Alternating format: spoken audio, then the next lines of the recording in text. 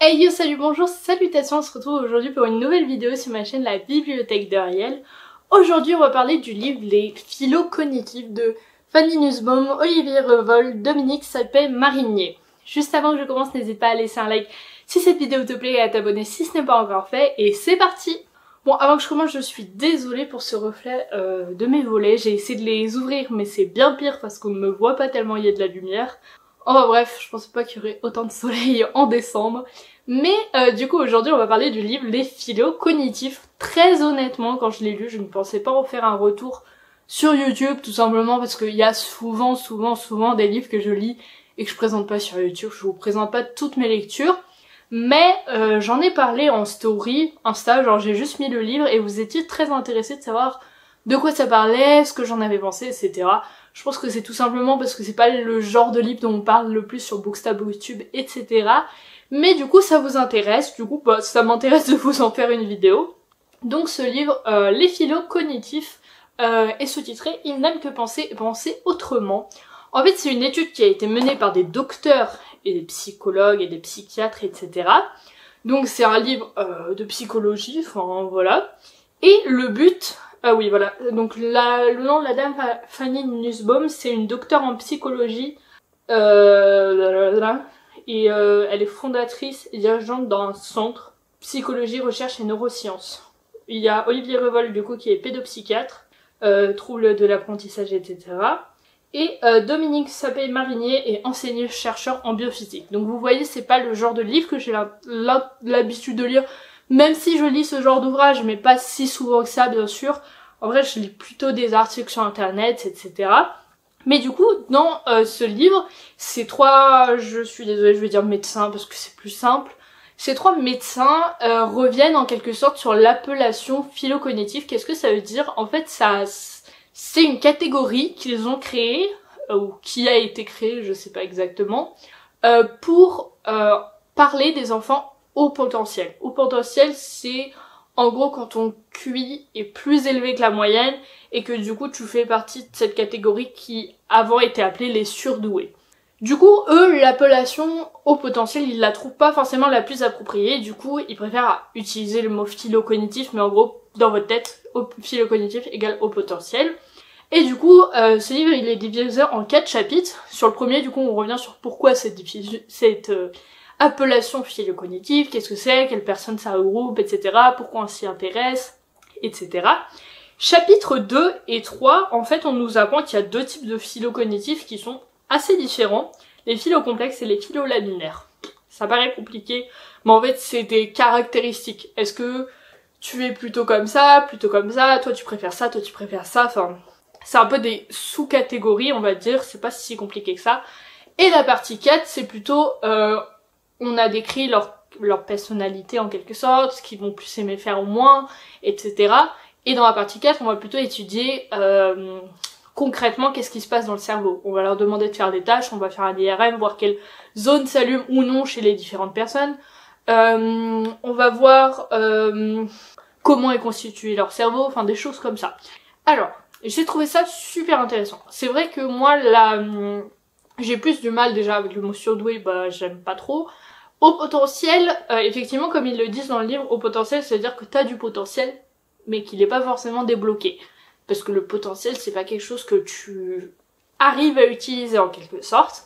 Et du coup, là, ils préfèrent l'appellation phylocognitive dans le sens où elle renvoie pas à l'intelligence.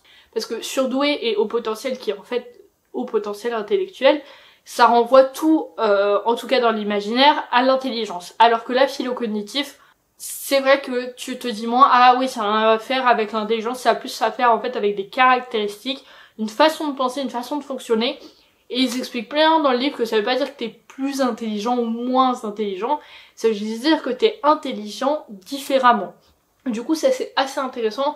Ce que j'ai bien aimé aussi, c'est qu'il y a des conseils qui s'adressent parfois aux parents de ces personnes, parfois aux personnes elles-mêmes, ou parfois au personnel de santé qui peuvent rencontrer ces personnes, etc. Les conseils sont vraiment simples, genre c'est pas essayer de trouver une lumière dans votre vie, c'est plutôt des choses à appliquer, genre on va dire... j'ai perdu mes mots, mais genre... bon bref, c'est des conseils plutôt terre à terre. Et du coup c'est assez intéressant à lire, mais j'ai trouvé que le petit truc dommage, c'est que c'est pas hyper accessible. Je comprends que c'est des enseignants-chercheurs qui ont fait ça, etc.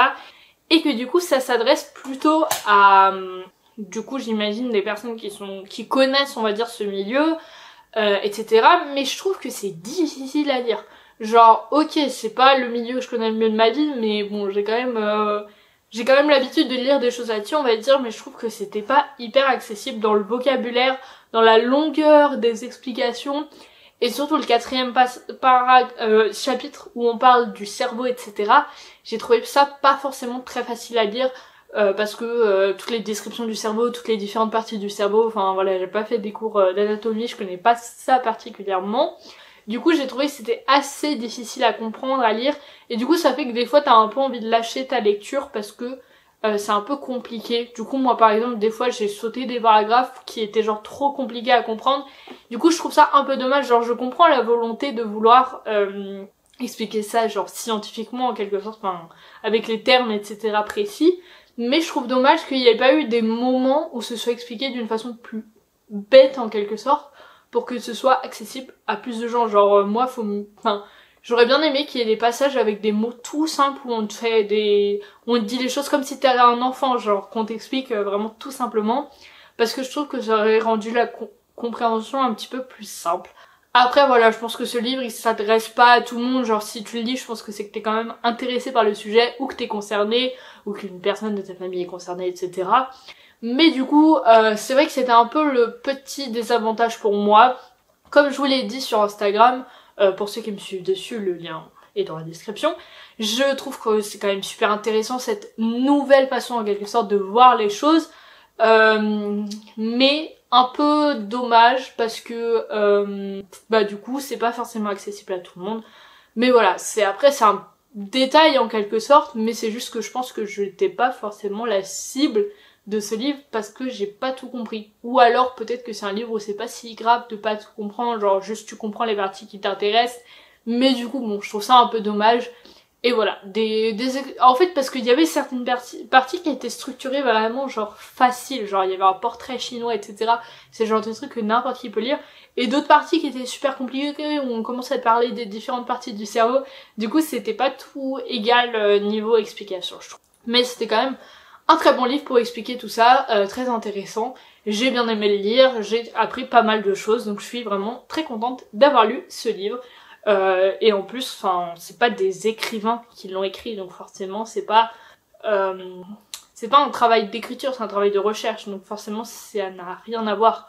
Du coup c'est assez différent de ce que j'ai l'habitude de lire, mais c'était quand même très très intéressant, et donc je vous le conseille si ça vous intéresse comme sujet. Si ça vous intéresse pas, je doute que vous ayez envie de lire 200 pages sur les philos cognitifs. Donc voilà, moi j'ai bien aimé le lire et du coup j'espère que ça vous fait une petite recommandation si le sujet vous intéresse.